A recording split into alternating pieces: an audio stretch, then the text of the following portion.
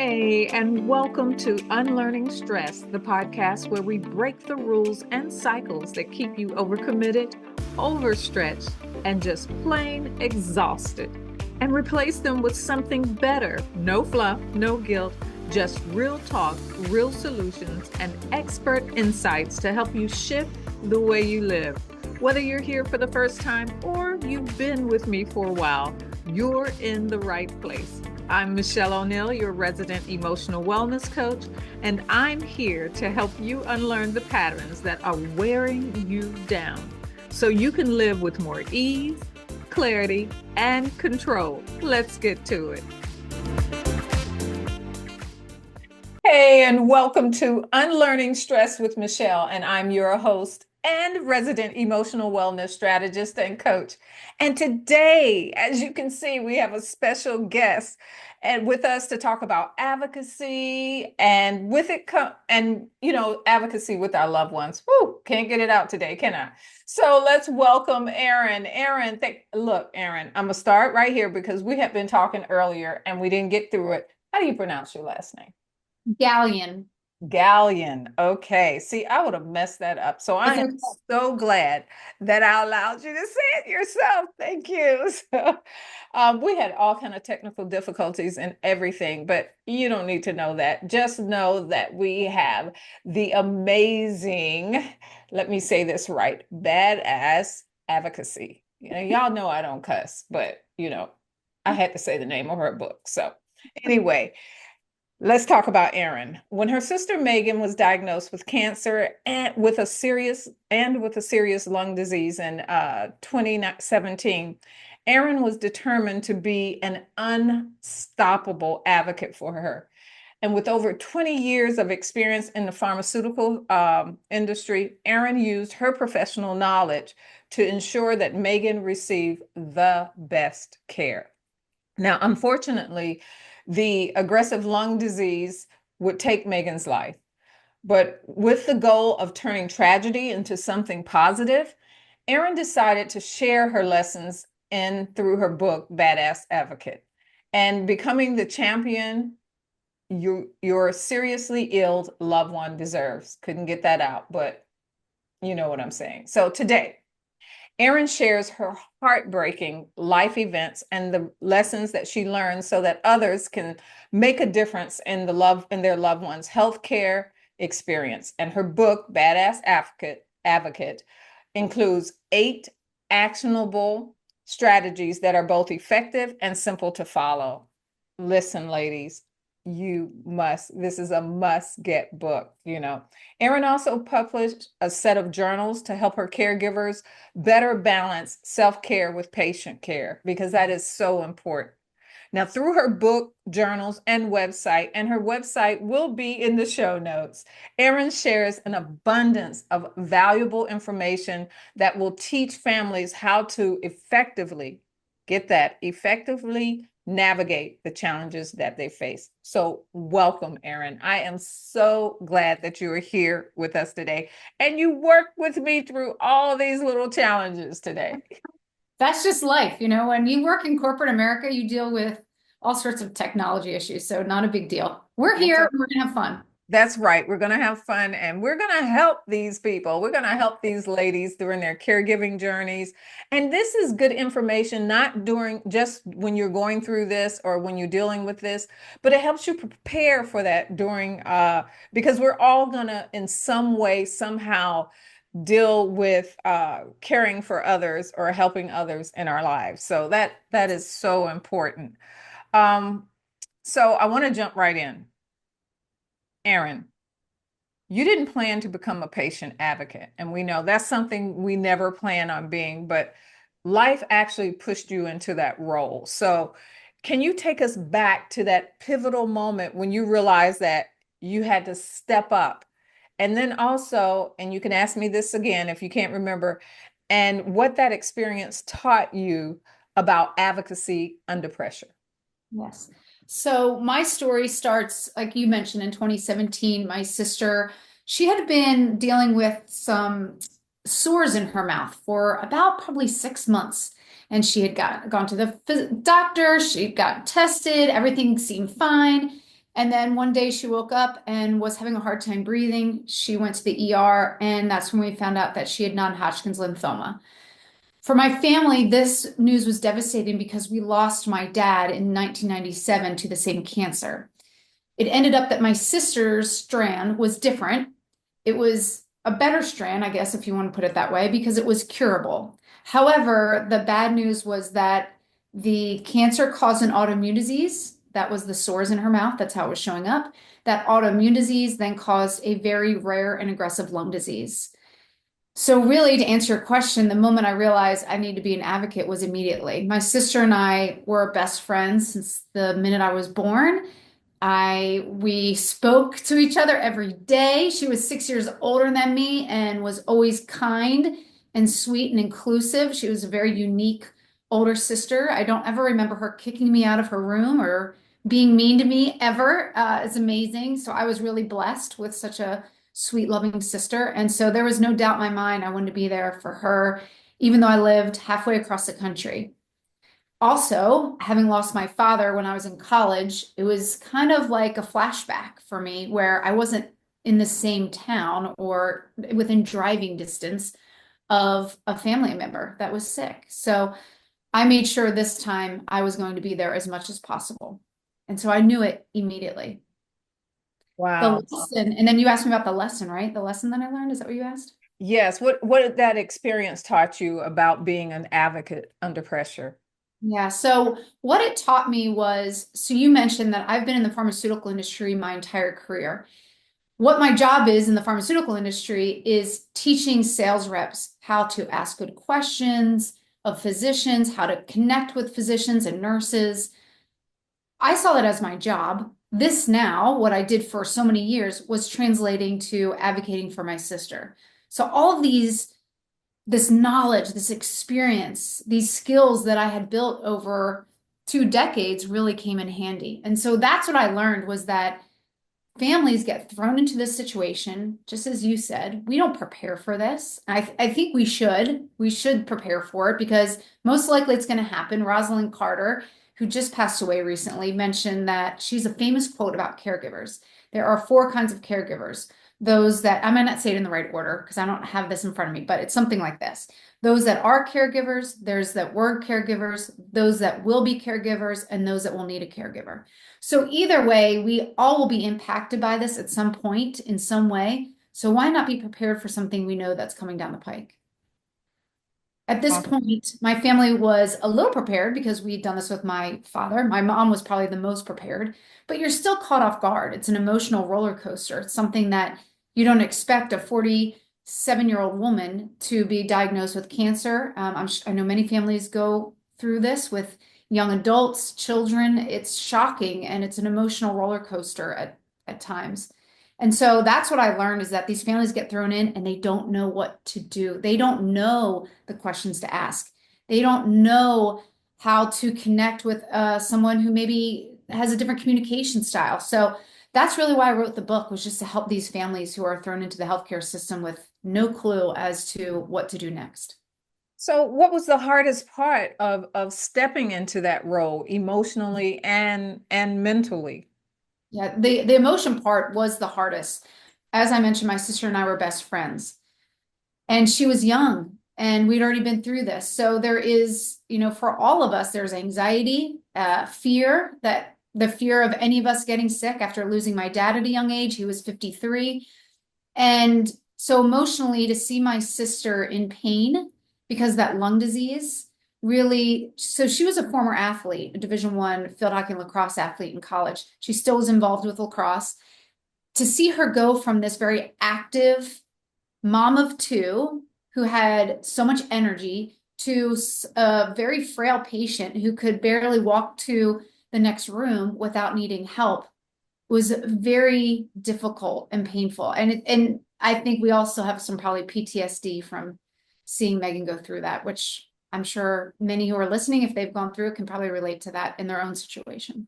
Exactly, exactly. So caregivers and patient advocates often give everything that they have. And that's part of why I deal so much with the emotional wellness, because it's an important part of this. but they give so much until there's nothing left. And we do it out of love for that loved one. We do it also by those unwritten rules of this is what you're supposed to do, or this is how you're supposed to behave. But what do you see as the biggest challenge for people in this role when it comes to protecting their own energy and well-being? Yes, I think asking for help is the hardest thing, especially if you are the spouse or you're the parent or you are the adult child who is always the one who steps up. I mean, I feel like every family has that, right? Right. Usually for our family, it I'm was my the sister. eldest. Yeah, I'm not surprised. It's usually the oldest, right? So, Yes. asking for help is, I think, very challenging. So, I have a quote I want to share with you by Brene Brown that Oh, I like her. I love her. She's I do too. I love her too. We're best friends. She just doesn't know it yet. yeah. But the quote is, when you judge yourself for needing help, you judge those you are helping. When you attach value to giving help, you attach value to needing help. The danger of tying your self-worth to being a helper is feeling shame when you have to ask for help. Offering help is courageous and compassionate, but so is asking for help. Yes, yes, 100%. So Yeah. go ahead. So I think that a lot of us who are caregivers, and I want to be clear, my mom was a primary caregiver. I think asking other people to come in and help you take care of or replace you for even an hour is very hard because we feel like we need to be the strong one. We need to be the one in charge. We know what they need. There's so many nuances to it. And we're protective of them and their space and their health. But in the end, and I'm sure we're going to get into this, you really do need to get comfortable asking for help because you are of no use. And I think this is the key part. You are of no use and no good if you then are sick and worn down and burnt out. Right, and that's back to that old adage, pouring from a empty cup. Yes. But the other aspect of that is we as mothers, we as we're natural nurturers, most of us, and that's her baby. This is someone she brought into the world, so I understand that she's going through that. This is her baby, she's responsible, she didn't ask to be here, but then that natural tendency to nurturing, and then that growing up with, we are supposed to be the one to take care of, we are the one that knows the best way to do this. And then I was just talking to someone on a podcast the other day, and we were talking about the fact that, as women, what is your first toy? I mean, I'm asking you, what is usually, as a girl, what's your first toy? Usually a baby doll. Exactly. So what do you learn to do right there? And you learn Nurture. to care for Take it, care for feed someone it, else. take care of it, changes diaper. Some of them even cry now, I think. But this is what you learn. It was a gentleman, Sean Atkinson. I said, "What do you get as your first toy?" And he said, "An action toy, a car." I said, "Exactly. You learn how to be a leader, to do things, to be fast, to do this, to be strategic." Right. And we're learning how to nurture and to love and to care. And so we carry that into every aspect of our lives. And when you see someone that you brought into this world, and they need you, that emotionally and mentally actually takes you back to the beginning, Yeah. when they needed you then, and when you're taking care of them then, and it just puts you back into that role. So uh, and most of us didn't ask for help then, except for me. I called the hospital every day. Um, Yeah. what do I do with this? But anyway, but the thing is, it is hard. It is hard. And we had talked about of asking for help. And on two reasons. One, because we know what we're doing or whatever, we think we can do it faster, or easier, and to teach someone else. And this is a hard thing for most people, to teach someone something that you already know is hard. And at the beginning, it seems like it's taking longer. Mhm. But in the long run, it is helping you and saving you. So I So think a now big with, piece of that too is control piece, right? yeah, Yeah, that we want to be in control. First of all, we feel out of control in a situation when someone else we love is sick. We cannot cure them, even if you're a physician. You know, you can't always cure your wife or your husband or your child just because you're in the medical space, right? And I've had that conversation actually with physicians before when they've had sick loved ones. It's very difficult. It's even more difficult because they have guilt. But as a caregiver, that's not your job. Your job is to keep them comfortable, to give them what they need, to be their voice when they don't have a voice, but to make sure that you aren't also stepping over boundaries. If they have the ability to do things, don't just do it for them. That's not helping them either. So ask. we want to ask, always ask. The patient, it's their body, right? It's their Right. life. So always Well, ask. They should be in charge when it's an option. Sometimes there are certain types of patients and diseases that they don't have a voice, and that's a different scenario. and that's one of the things that I deal with my clients a lot with is also understanding the control issue because, and that takes me back to the Serenity Prayer. And one of the things they teach you as in different like Alcoholic Anonymous, different, I can't even think of the word that I want to use right now when you addictions, that's what I was trying to say, when you have different addictions is understanding what you can control and what you can't control, Absolutely. and understanding especially emotionally external things you have no control over, but what you do have control over is how you respond Yes. and how you react or act, and it is best to act and not react. And so all those things is a learning process as we go through the process of caregiving and understanding that that person is no longer the person that you used to know.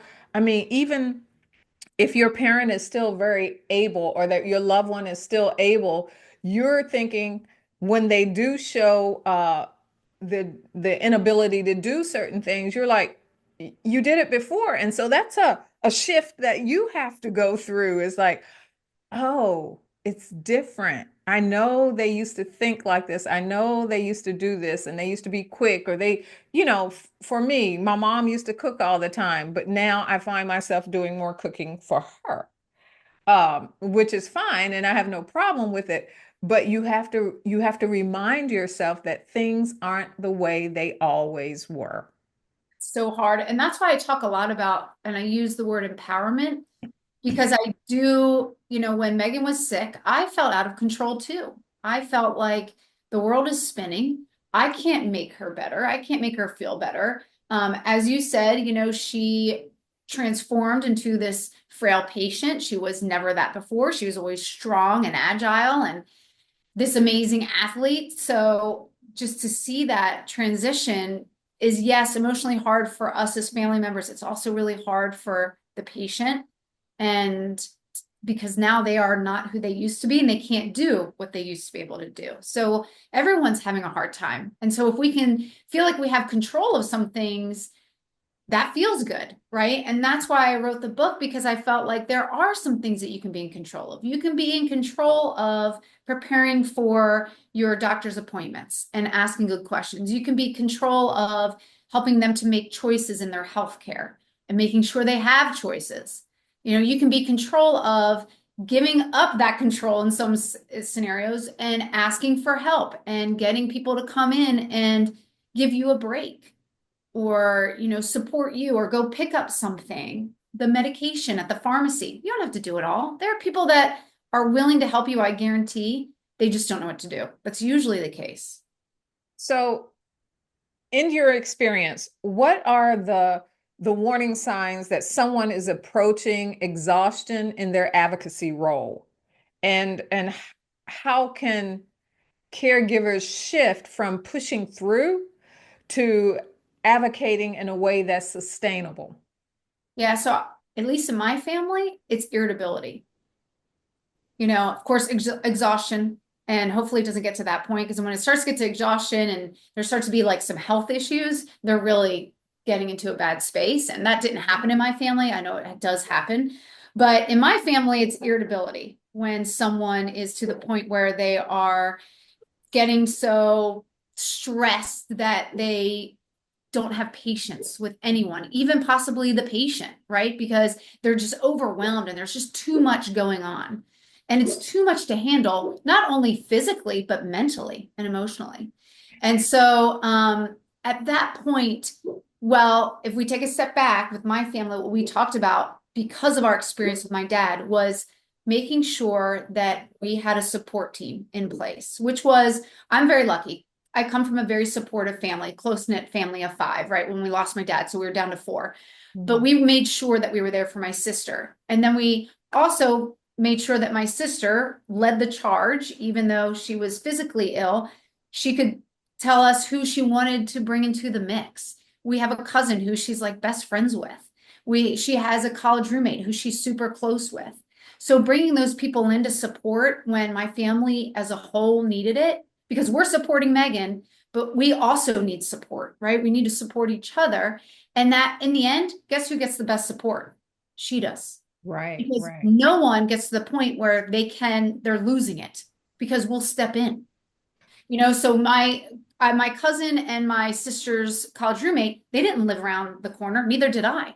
So we would fly in and kind of all communicate and make sure we could relieve my mom, my brother, my sister's husband. We could relieve people from their duty in order to support and help. And then obviously, most importantly, be there for my sister. And that is so important, of having that piece of people who are willing, because so often, and people don't realize this, is so often those people will fall by the wayside.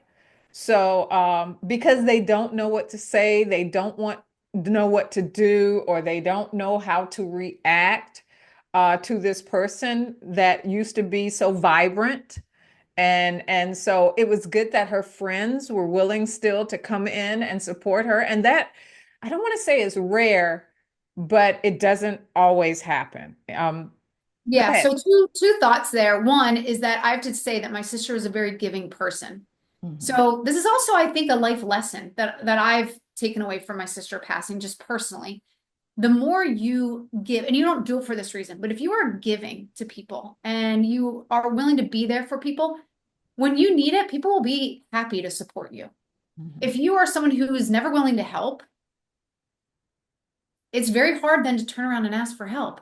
That makes it a little difficult. I'm not saying people won't help you, but that makes it hard because you weren't there for others. So she was so giving that it was amazing. I mean, we had so many people offering to help. There's also was a friend of hers in the town she lived who dropped off meals every Sunday. I mean, that's a lot of work. Home Yes. cooked meals. This woman's also amazing. She's like super mom. But so I don't know if I could maintain that, but like you could have a girlfriend or a male friend, doesn't have to be a woman, but someone in the neighborhood who organizes a meal train. There are so many ways that we can support a patient that doesn't have to be the day-to-day care. Have your teenage son or daughter take out their trash. My son loves taking out the trash of our elderly neighbor. He thinks he's so cool. He's only 8. He's like, I'm doing Right, something really right. nice for this like grandpa. So he feels good, but really he's helping a neighbor, and that's great. He's got lots of energy. Have him go do something. And it's as simple as on trash day, pull their trash can That's back it. in for them. That's all he's doing. That's all you're doing. And I know if once you start that, you start looking down the street and pulling in a couple of more, And just it because feels you're there, and good. you might as well, it's not hurting anything. That's right. And But it feels good, right? You learn this yes. lesson of, this innate, like internal happiness, this dopamine hit of like, I just did something selfless for someone else. And like I said, you don't do it to get it back. You do it because it's the right thing to do and it feels good. But if someday you need help, I'm telling you, those people are willing to help you and step up. Well, It's amazing. And it doesn't have to be major things. Just one more point. You had said, I would just want to add on to something you said. Sometimes people also don't want to overstep their bounds. So if it's a friend or a cousin, they may think, ooh, I'm gonna just stay back here, like, and maybe like send a text every once in a while. I want her to know I love her. Maybe I'll send her a card, but I don't want to step on anyone's toes. mhm. That is why it's so important that we have very clear communication. First with the patient, who do you want involved? Then someone is the representative and communicates with people in the family, friends, neighborhood, whoever your loved one has decided they want involved in this support team, as I call it. Some call it a care team, whatever you Right, right. call them, Hmm. badass team, whatever. But they come together. I can say it, so I'll use the word. But that they are very clear that they are included on the main support team and what their roles are, not just these people that aren't in the immediate family, but in your immediate family, who's playing what role? Because it can get very sticky and confusing. So if I know I'm really good at asking doctors questions, I'm going to try and be there if I live locally, right? So my Right, sister on right, the right. street, if I can be there to attend doctor's appointments with her and I'm really good at that, let me go. I'm happy Hmm. to. And if I can't, let's record the conversation with the doctor's permission and I can follow up and listen to it and help you craft questions for the next time. If someone's a great chef and they love to cook, heck, put them in charge of that weekly meal. What a blessing it is to do that. So there's different ways. Teenagers, what are they great at? Technology, or they're 20 somethings, right? The millennials. They're so awesome at technology. If you want to set up that meal train, or there are websites that you can use to share Right. the journey of your loved one, I'm not the person to set that up. Your 85-year-old mother isn't the person to probably set that up. Maybe there is one out there that is great at that technology, but you're a teenager who loves technology, get them to do it. They're included and they're serving a purpose and they're helping. And they're learning, especially if it's like their grandchild, if it's an elderly one and their grandchild is doing that, they're going to learn so much about their loved one and their life before and all that. Um, these are great opportunities for you to step up as an individual, but also to do teaching and to do legacy leaving. So You're there right. is so much here. I want to circle back. You circle back. I want to circle back on the warning signs. And the only reason I want to do this Okay. is because something else that we often miss or we just blow off is that fog, that brain where your brain is doing that switching and is not doing it as well as it used to. And that's because there's so much going on in there. I always think of it as our minds are just short circuiting because it's trying to hold all that information in. And one of the other things you'll notice is when you're stressed, you don't shift as quickly and you can't focus on more than one thing well. And so that's another warning sign. If someone starts saying, wait, hold up, I let me finish this, that means there's a lot on their mind. There's a lot that they're going through right now, and they're not up to par even emotionally and mentally at that point. And so there are quite a few, and I know you know all the warning signs, but the irritability and the frustration, easy frustration, and then that ability to switch is really, really big and stands out. So To your point, one way to help that is I talked about recording conversations briefly. That's something we did with my sister. We did not do that with my dad. It was 1997. We didn't even have cell phones back then. mhm. But everyone has a recorder on their cell Right. phone, right? So ask the permission of the doctor. Explain why you want to record the conversation because you're going to share it with the core support team. Mhm. That way, other family members can hear what's going on. It makes you a stronger team because we all think differently, right? So we'll take my brother and I. The way when we listen to a recording, he may come up with completely different ideas, questions than I would because he's different life experiences, different thought process. So think of how that empowers us as a team in supporting my sister if we come up with 20 different questions based on one recording. But you hear different too. Because Yeah. if you're listening to that recording, you may hear something that he totally missed, or he may hear something that you totally missed, or just even because and this is going too far, but even certain frequencies, different people have a understand hearing issue there. And so he may hear high frequencies and you only hear low frequencies. And so he'll miss a question because the doctor was softer there or whatever, you know. So all these things can be happening. And that's why it's so important to have this team. And like you said, listen to the recordings. I mean, that's something we do. And now with my mom, I go to her appointments with her because by the time she gets back from the appointment, I'm like, Mom, what did the doctor say? And she goes, well, she said something about this or something. And I'm like, no, I need to go because I don't even think she's telling the doctor everything that's wrong, you know, Well, and that's those. one piece of it. Yes, yes, I've experienced that myself with my own mother. And she doesn't like me to come because then I rat her out for things. So I am a terrible daughter in that way, but it's all for her health.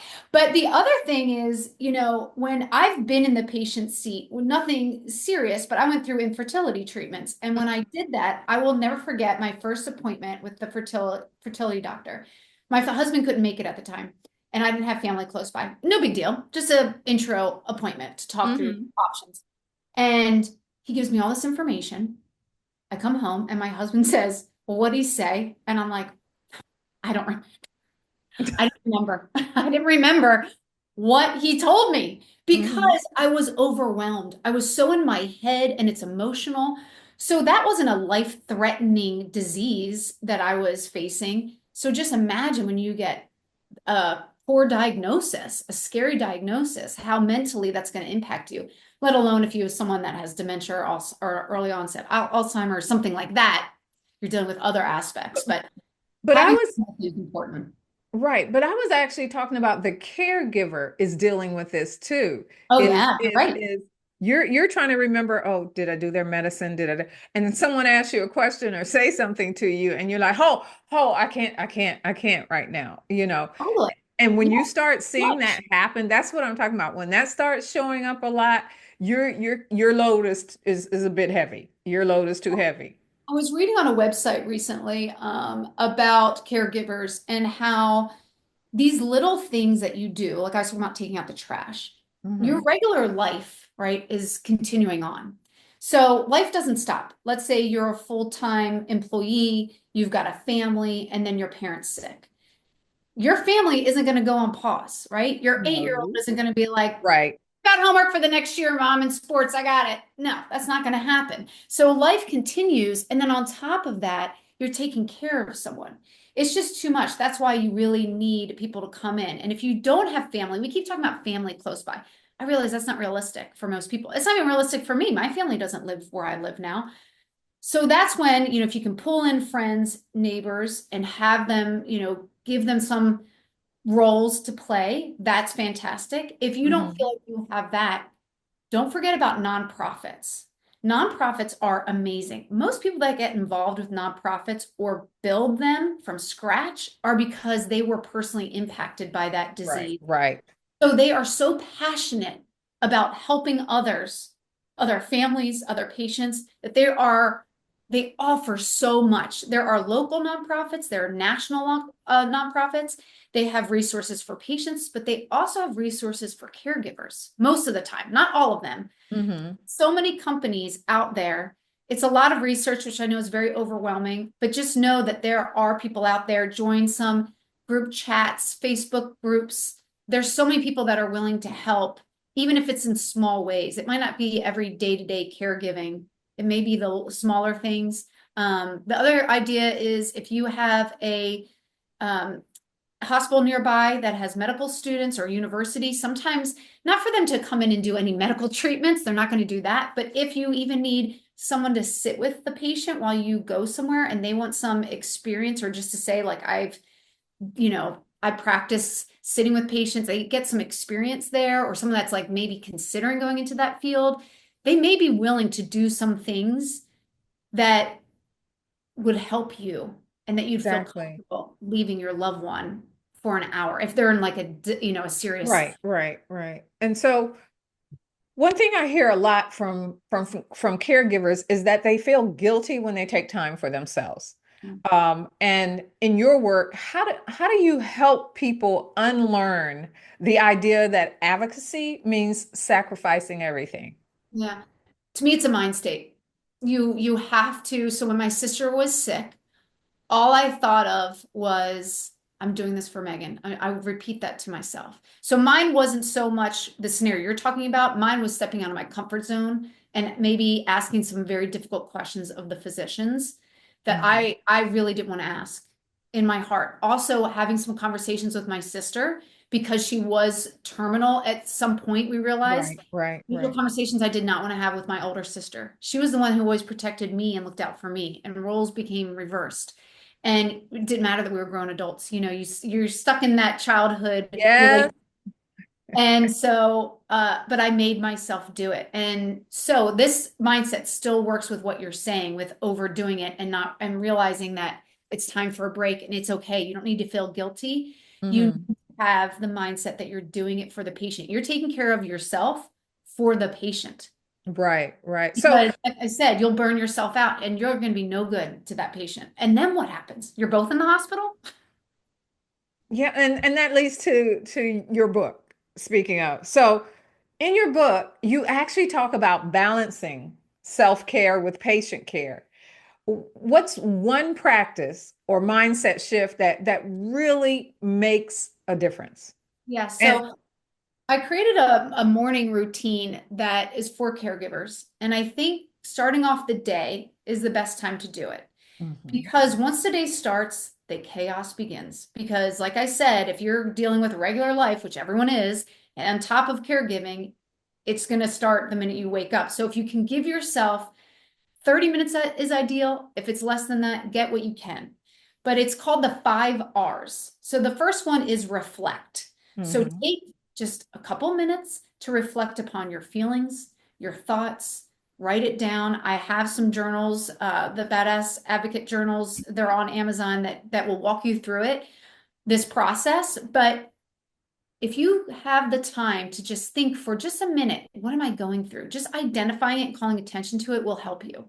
Mhm. Then you can start thinking about your caregiving journey. Review your calendar, your personal, your caregiver journey journal, if they're the same, or sorry, planner, if they're the same, maybe they're two different planners, but make sure you know what's ahead for that day. The more that you're prepared for the day, the easier you can handle things that go awry, right? Or you won't miss things. You know, you have a conference call at work at 2 and you didn't realize that mom's appointment is at 1:30. Shoot, I'm going to have to email those people and ask if I can move that call.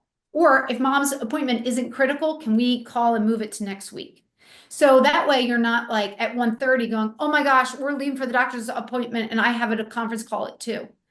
That's where the stress starts to set in, right? Because Right. your mind is just overwhelmed and it's just too much. And don't And try to do it on your phone while you're sitting in the doctor's office. that's right. And really you want to be 100% in both places, Right. right? So give them your attention. The So, third one is oh, go ahead. re-examine. And that's Mhm. re-examine the patient's care. Some days this part will take longer than others. If you feel like it's in a good space, then you can almost skip this step. Think about it. I think we're good. We can move forward.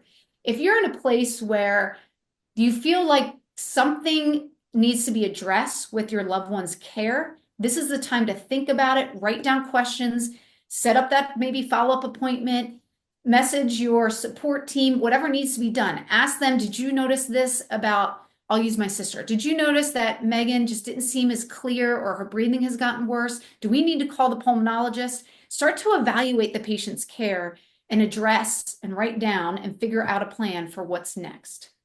Mhm. Like I said, some days it'll be nothing, which is great. Then you can just move forward. Exactly. The next one is reevaluate. So Mhm. reevaluate the support team. This kind of goes back to what you and I were talking about earlier. If there are 5, 6 people on the support team and someone's getting burnout, like mom, right? I'm starting to notice that my mom is getting irritable. She can't remember things, all the things we talked about. I want to talk to her about, listen, today, go do something for yourself. I'm here. I will go spend the day with Megan. We've got this. Go relax. It's not, doesn't mean that's her day to go to the grocery store. If she really wants to, fine. But I'd rather her go take care of herself and do, sit and read a book, watch a movie, whatever, Yes. take your mind off of it, Mhm. So support each other. Maybe it's just a little, I don't know, get together to have some fun and let loose for a little bit if you can, including the patient or not if they're not up for it. Or if they're in the hospital, can you all get together because you have a break because they're being taken care of and someone's there with them. And then the last one is recharge. And this will be different for everyone. But go do something that's going to recharge you and set you up for the day. For me, it's probably exercise. So that's why it could be 30 minutes or longer. But if you don't have that time, maybe it's praying or meditation, some type of self-care, journaling, whatever speaks to you. Spend just at least 5 to 10 minutes doing that for yourself. So then you're ready to start the day. Awesome. So what's something that you wished caregivers knew earlier about setting boundaries? I wish they knew that it is okay to take time for yourself. And the best way to do that is to set yourself up for success. Mhm. So on my website, I have a free downloadable. You can come up with your own. I just shared with you what I had created for my family, but it's a template. And basically, when my sister was sick, we had an aunt and uncle come down to visit. They wanted to see my sister. And then that gave my family a great opportunity to go. We didn't go very far. We went to the beach, but we took a little break. And my sister wasn't healthy enough to go, but she, like I said, had two young girls. So we all kind of took a little mini vacation. But how do we do that and leave my sister with an aunt and uncle that have not seen her since she's been sick? That's a little scary. So we basically like laid out a template and gave them everything they needed. Now we didn't go far. It was just like an hour away. So we could get in the car and go home if there's a crisis. But Mhm. it gave us a break. And then we had everything typed up, everything very thorough. That gave us more, my mom more than anything, the ability to be comfortable leaving because otherwise she would have felt really guilty. Now she knew my sister was in good hands and she would be okay. So Awesome. just know it's okay. You need to do those things. Exactly, exactly. And we do. Um, we need to have a mental, physical, and emotional break in all aspects. So most people don't know how to navigate the healthcare system, and we keep talking about the healthcare system until they're actually thrown into it. So, what's one thing you wish that every caregiver knew before stepping into an advocacy role? Yeah. So there's two main things. I know you want one, but there's Okay. two that I think are really important. Number one, you have the right to ask questions.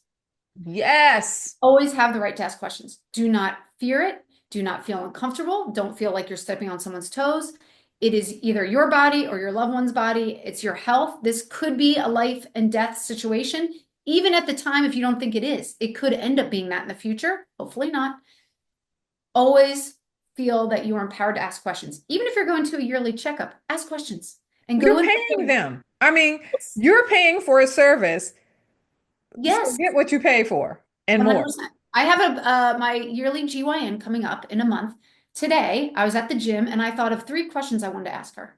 So I went into my appointment on my phone and I wrote in the notes section my three questions I want to ask her because I know what's going to happen. I'm going to get there a month from now and I'm going to be like, shoot, what did I want to ask her? And then I'm going to leave and I'm going to remember all the questions and then I'm going to be like, oh, now I'm not going to call her and ask her. It's just a yearly checkup. It's not critical, but they're questions I need answered. So make sure that you feel empowered to ask those questions. You have the right. That's number one. Number two, totally unrelated. I wish everyone understood the difference between palliative care and hospice. I can't tell you how many of my personal friendships I have taught them this and talked through it with them because it is so important. If you are diagnosed with a serious illness or your loved one is, please, please, please, please ask their doctor, and if they're hospitalized, ask the hospitalist about the palliative care team. Palliative care is not end of life care. Palliative care can deal with end of life care. It's part of it. Hospice, it's like palliative care is an umbrella and hospice is underneath it. So it is an aspect of what they do. But unfortunately, not only are people like you and I just in the community confused about it, but physicians are confused about it. So if the physicians aren't clear and now not all, there are many physicians that are very well versed in palliative care, but if they are not clear and they feel like bringing in the palliative care team would scare the family and that means end of life, then they don't recommend it. That's such a disservice to this family. So my sister's palliative care physician, who actually wrote the foreword to my book, she Mhm. came in. I honestly don't know who told her to come. I would hug them today if I could. She was such a blessing. She introduced herself. My family had never heard of palliative care. It did not exist really when my dad was sick in the late 90s. And so we didn't even know to ask. And now that I do, I will always recommend it. So palliative care is a team made up of physicians, social workers, psychologists. I mean, there's a whole gamut of professionals that are part of this team. And what they do is they support the care of the patient for almost everything but the disease. So you've got your doctors that are dealing with the disease. They are going to deal with your emotional and mental health and physical health when it comes to pain. So like pain management can be part of it. They also can support the family. I mentioned Megan had 2 young girls. Going to a hospital is a very scary place for children. It smells funny. There's people that seem very weird because you don't understand as a child that they're sick and they're making weird noises. So the palliative care team can help make that a more enjoyable experience by having like arts and crafts, doing things with, they did things with my sister. They did art and taped it up around my sister's patient room. That also brought my sister joy because they got to do something rather than just sit there and stare at each other and not know what to do and be uncomfortable. And then when my sister, towards the end of her life, the physician, the palliative care doctor, she gave her pain meds. She was in a lot of pain. And so she made sure to talk to my sister about that. She talked about end of life decisions that were very difficult conversations for us as family members to have with a 47-year-old sister and daughter. Right. It's not like she's 95 and we're like, okay, we need to have this conversation. By the way, don't wait till you're 95 to have that conversation. That's just an asterisk. Everyone should be having this conversation. But you know, it's one thing if it's their end of life and it seems obvious, but when they're a young person, you don't want them to think you're giving up on them. And that's what palliative care can help navigate those conversations if it's uncomfortable for you. Hospice is end of life care. So my sister had both. She had palliative care in the hospital, and then right before she passed away, she was moved to a hospice facility. You're not always moved to a hospice facility, but it can be different scenarios. But just know, hospice is end of life care. Palliative care is comfort care. Yeah. So it's got it. That distinction is really needed. A lot of people don't even know that they have the option, like you said, for palliative care. It's new to me, and I'm glad that you're talking about it, you know, that it's just really important. You know, we are going over time, but we are going to keep going. I'm just, this is such a much needed conversation. And so it may make our session long, but that's okay, because I think when people start listening, they're going to want to stay tuned. So I remember us talking in our pre-conversations, and you talked about that you worked in the pharmaceutical industry.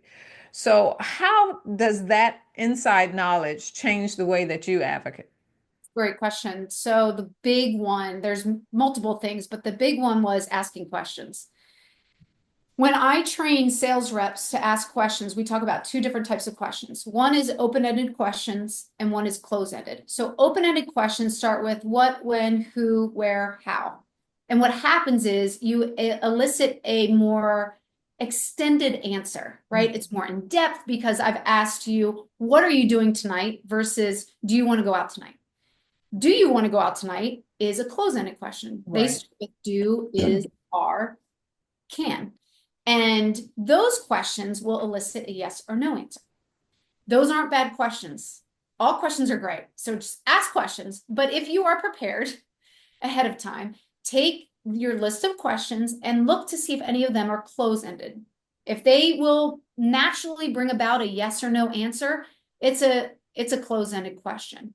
If you can take that question and flip it into a open-ended question, you are going to get more information from the healthcare provider. It just naturally happens. They are not trying to hide information from you. It's just human nature to answer the question the way that you phrased it. I'll give you an example. So my mother-in-law was sick and living with us last year. When I asked the doctor about exercise, I could have said, can she go for a walk? The answer could have been yes or no. A better question is to take that and say, what kind of exercise would be best for her? Now that just opened the door. right? So that physician could say, well, she could go for a walk for 5 minutes. She could do the exercise bike. She could get on the treadmill for a little bit. You know what? She also could take really light weights and kind of do a little bit of arm exercise, whatever. I'm just making up an Right, example. right, right. But the point is, the closed-ended question will give a short answer. The open-ended will give you more information. Normally, that's what normally happens. So that really helped because my brother and my mom and my brother-in-law, we would come up with this list of questions. This came over time. This didn't happen at day one when my sister was diagnosed, but we figured out how to get better at it. Mm-hmm. And that's one of the things we would do. We would basically have them all in the notes app. We would share it in the phone, come up with that list of questions. And then whoever was with my sister when the doctor came in or at the doctor's appointment, we would ask from that list. And they're all organized together. Eliminate any ones that are the same question, just asked a different way. And then if you can ask the nurse some of those questions, because the nurses, they are such a blessing. They're such Right, a wealth right. of knowledge. If They five of are. yeah, if 5 of those 10 questions can be asked of the nurse, Mm-hmm. it's the nurse. That way, when you have time with the doctor, if he or she is cut short, you've at least gotten to the most important questions with the physician that only they can answer. Well, and you have a relationship. You start forming a relationship with the nurses around there. So they get to know you and they're more free with their answers, and so relationships with your nurses are so important because they're the one that's doing the day-to-day, the hands-on care of your loved one when they're in the hospital or even when they're visiting.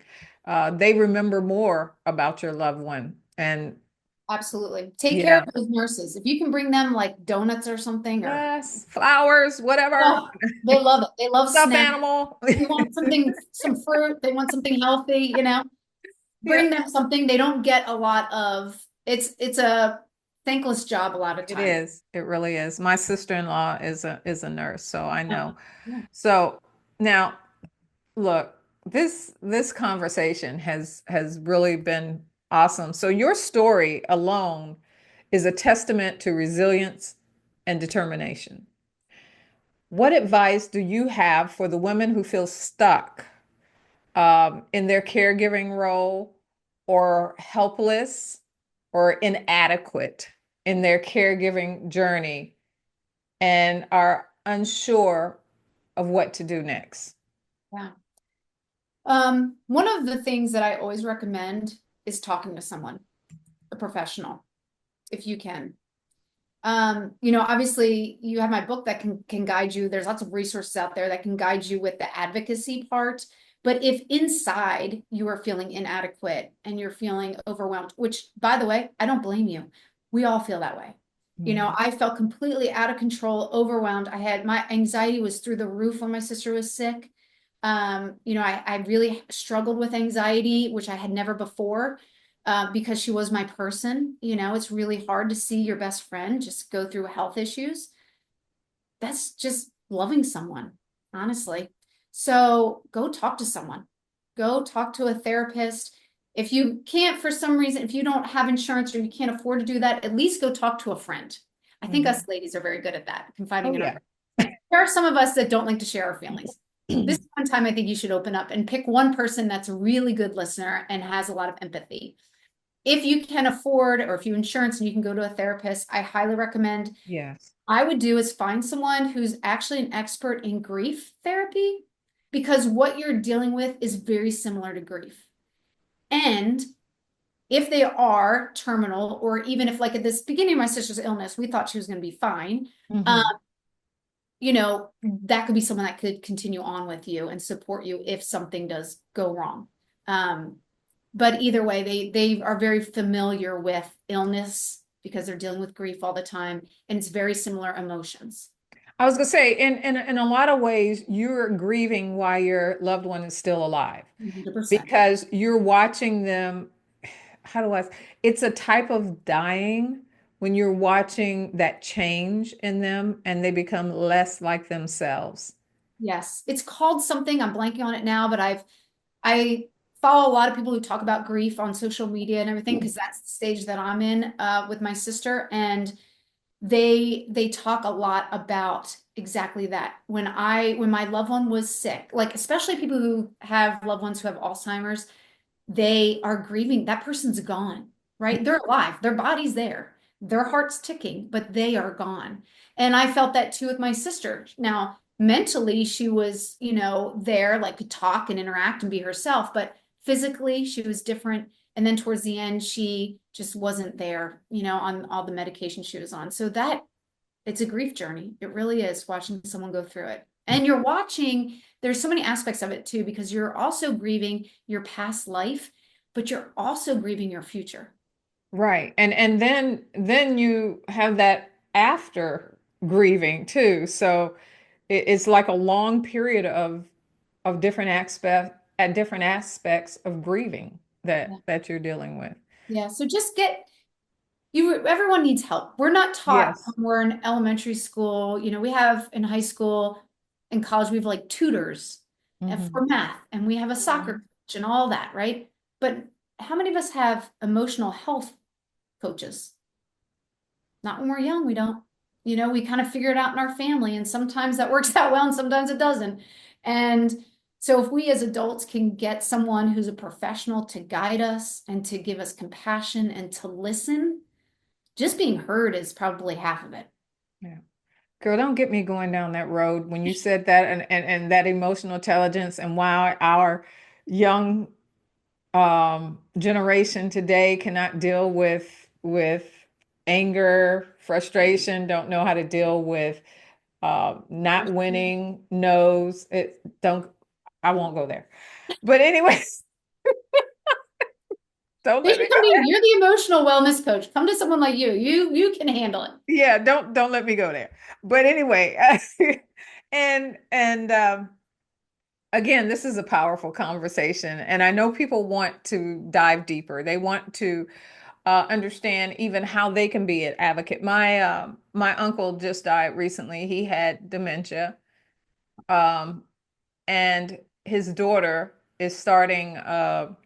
I think she's going to start a nonprofit. We were going back and forth between the difference between a nonprofit and a foundation. Mm, And I think she decided on the nonprofit and awesome. for Good for her. Alzheimer's.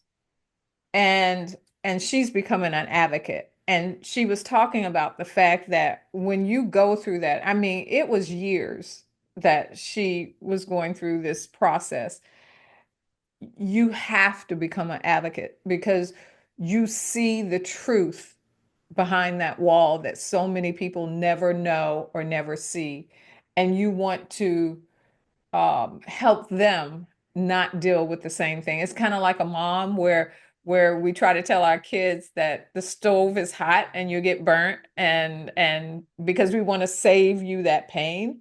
Right. And that's what advocacy does. It seeks to help others not go through the same pain or through that pain in the way that you did. And so I really commend what you do. How can our listeners connect with you and get your book? Yeah. So there's a couple ways. Of course, Amazon, my book's on Amazon, Badass Advocate.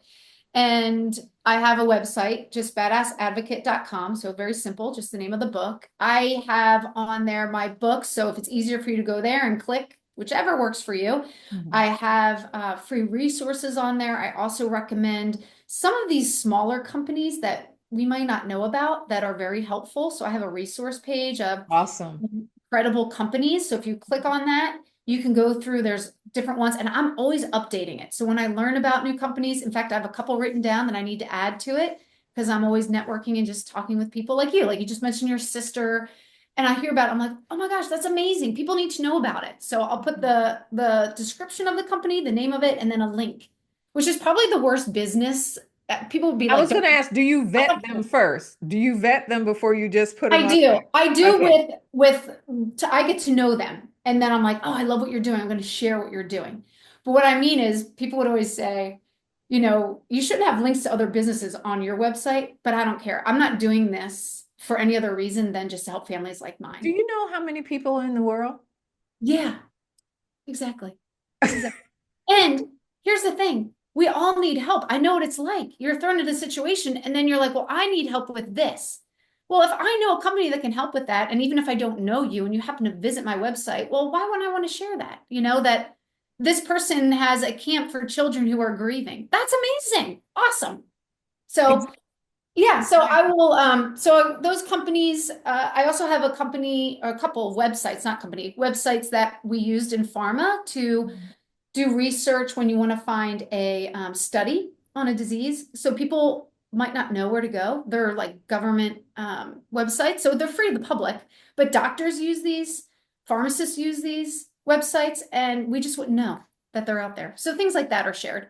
Awesome. And then, yeah, and then anyone can email me if I'm always open to receiving emails, Erin@badassadvocate.com. I do lots of podcasts. So, and then I'm on social media, so you can find me there as well.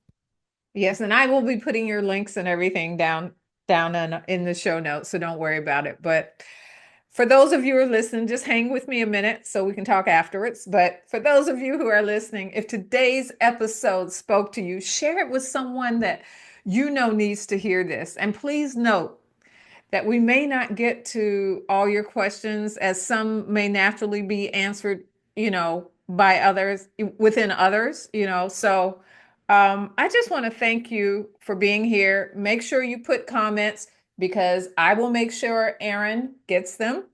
If you have questions, like I said, I will make sure she gets them. And I am so honored to have you here as my guest today, Erin. We'll get in touch later, but I am honored to know someone who understands how harrowing the road to caregiving is, and is an advocacy for that role. It is a role. It is a role that a lot of us will take up this year or in the future, and that a lot of us are actually walking through right now.